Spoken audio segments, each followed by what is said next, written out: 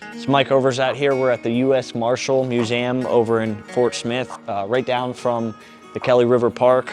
We love to support local law enforcement and just law enforcement in general. This is I guess you'd say, the Law Enforcement Hall of Fame.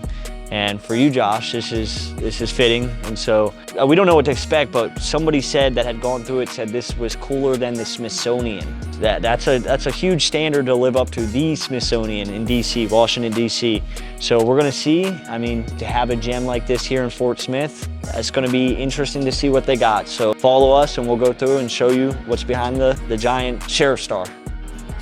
Okay, so just to start off, we went through a giant sheriff star, and it says, what is a U.S. Marshal? When you hear the title U.S. Marshal, what do you think of? Do you picture the lawmen who helped tame the Wild West? Or perhaps you think of the modern marshals seen in the news or movies, capturing fugitives, witness security, securing federal courts. Maybe you know a marshal, or maybe this is the first you've heard of them. Being a marshal has meant many things over the years, and as America grew and changed, the U.S. Marshal Service did too.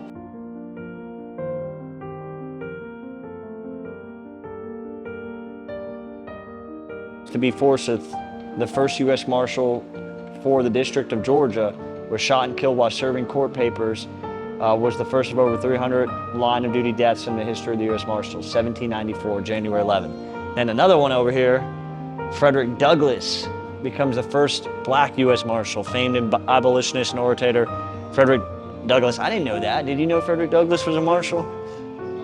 Was appointed by President Hayes as the first black U.S. Marshal. Douglass served as U.S. Marshal from the District of Columbia until 1881. Wow, that's incredible.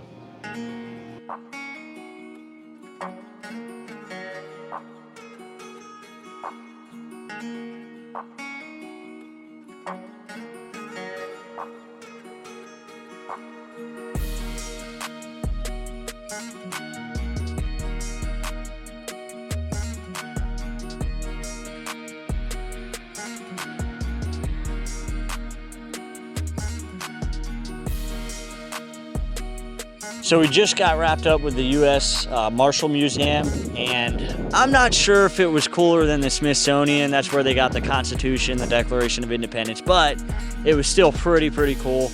I would say my favorite attraction was the Mock Saloon, and also the story of Going Snake and Zeke Proctor. That was a very interesting dynamic between the Cherokee Nation and the marshals that came out of Fort Smith, and being the most deadly day in U.S. Marshal history. But also, when we got to the very end, when we got to see the memorial wall, that was just, we're not going to film that and put that in here because you got to come and see that for yourself. It's pretty sacred, of all the fallen marshals. And then they have a computer where you can actually click on it and look at the story. And there were a lot of marshals that responded to 9/11 and ended up dying from mesothelioma and cancer. So just very interesting, and all around just the scene, having the Arkansas River right there.